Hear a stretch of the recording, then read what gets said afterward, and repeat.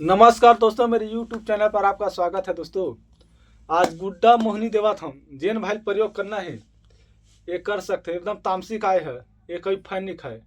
एक बार तोला बाजार से एक गुड्डा गुड्डा नाने लगी लड़की के गुड्डा के लड़की में मतलब बोला 20 ला चीर के मुर्गा के कलेजा डालना है।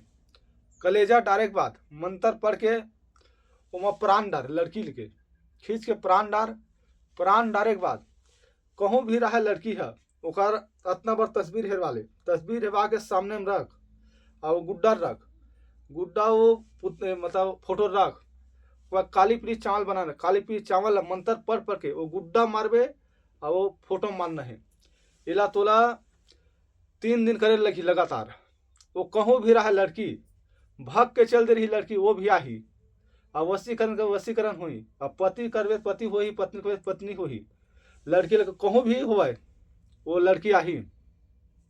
वो दिल्ली रहा या मुंबई या कलकत्ता या हरियाणा या कुछ 76 कहूँ भी रहा वो वश में हो जाही।